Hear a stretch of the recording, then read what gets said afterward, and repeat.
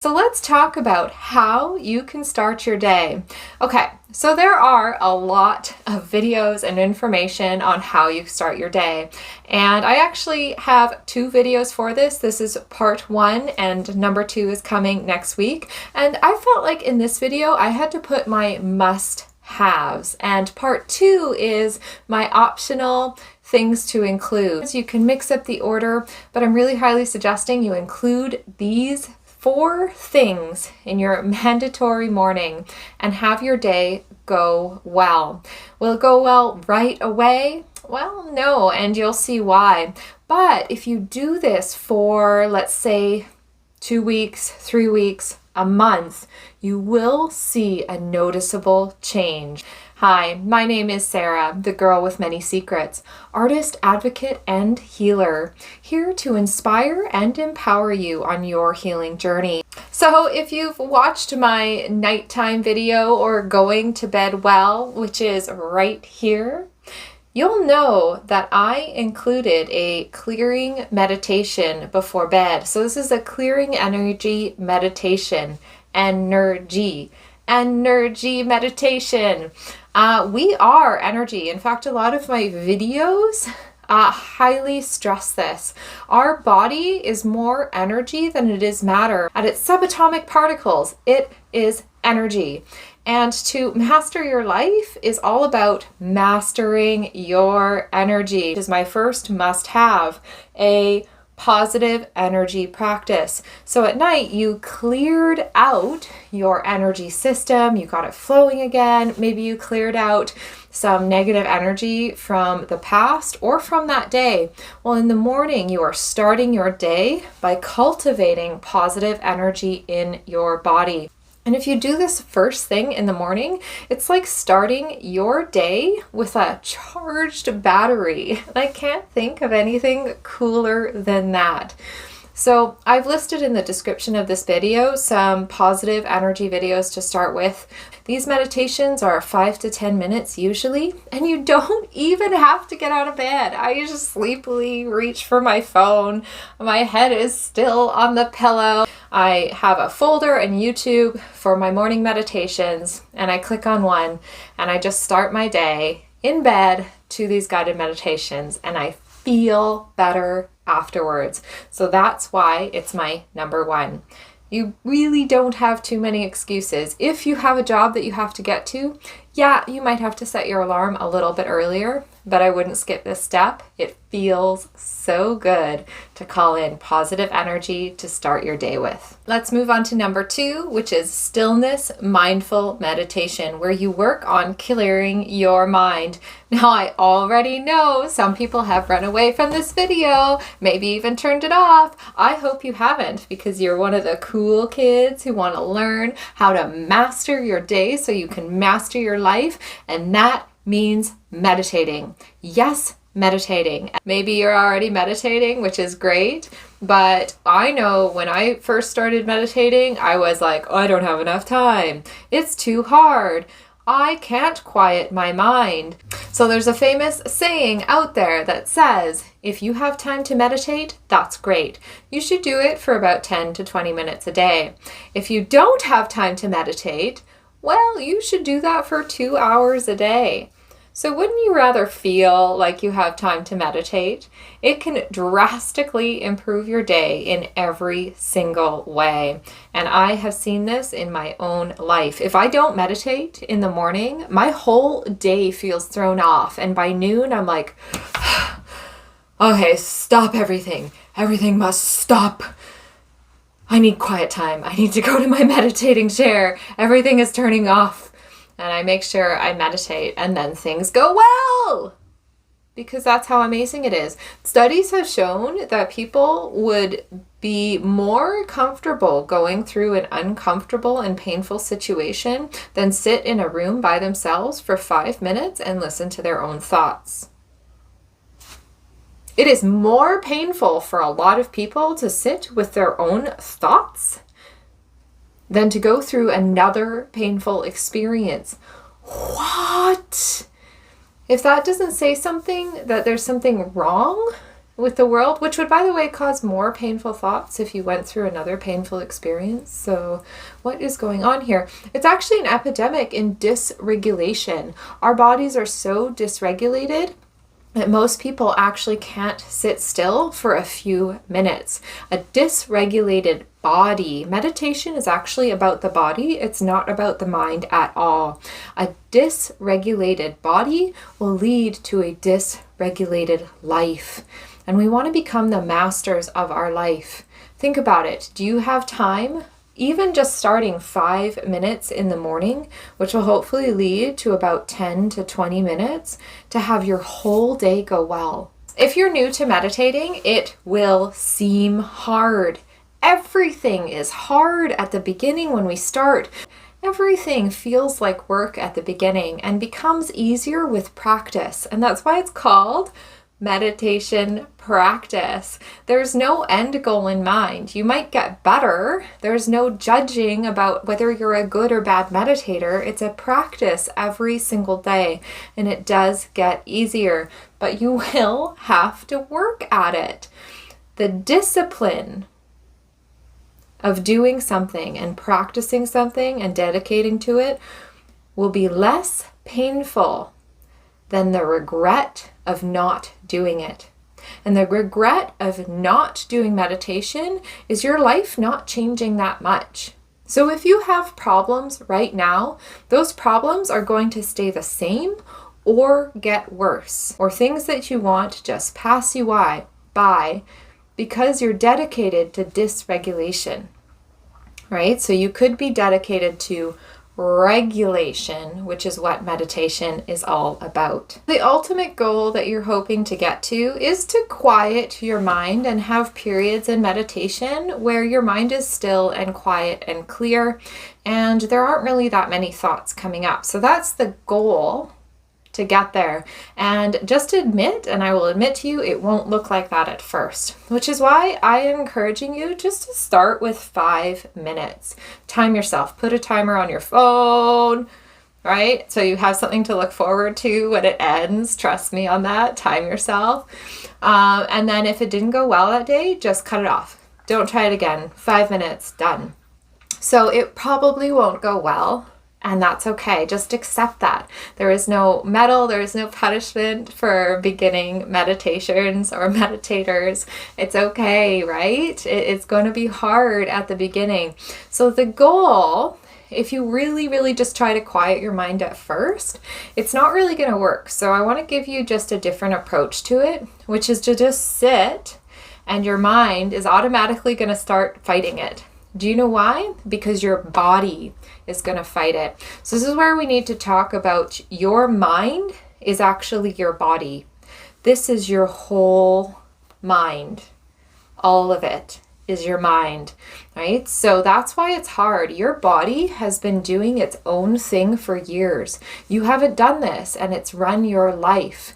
There are pain and energy in your body that are bubbling up as thoughts and directing your life. So your past is directing your life. By meditating, you are putting a stop to the past directing your life, and you are letting the present moment, right? You're dedicating yourself to the present moment. You are now letting the present moment run your life.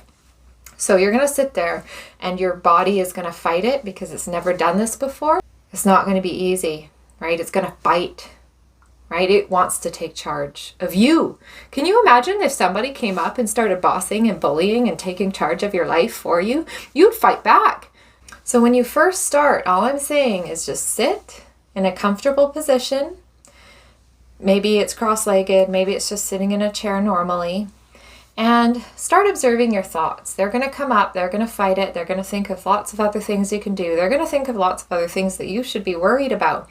And what I like to do is watch them come up. I picture them come up and float up in my mind. So you've closed your eyes, and instead of getting hooked into them, right? These are actually your body. So these are your body energy coming up in your mind.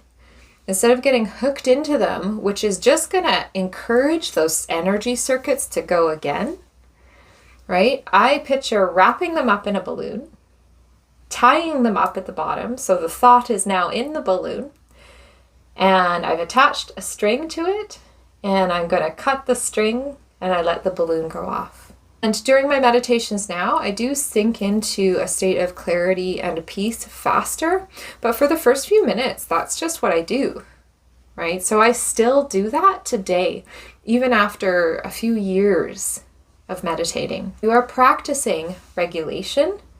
You are practicing taking control of your body. You are practicing taking control of your energy. You are becoming the master of your body, not the other way around. You're practicing being the observer of your thoughts. You're practicing not getting hooked into the stories, the old stories. They're old stories. The more you get hooked in to the stories of your mind, the more you are dedicating your life to repeating experiences from the past. That's pretty scary.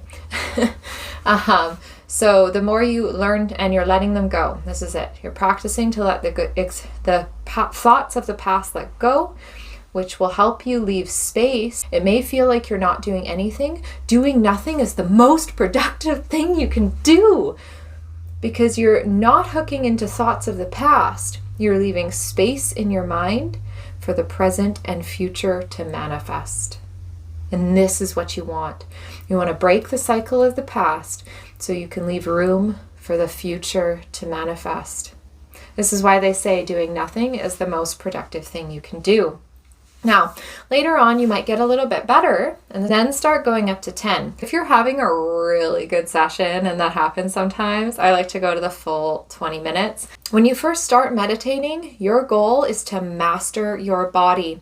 But later on, your goal is actually to become harmony in your body. Remember when I said that your body is actually your mind? And your mind is actually your body. It's all one system. There is no separateness between them all. So master your body by first learning to regulate it.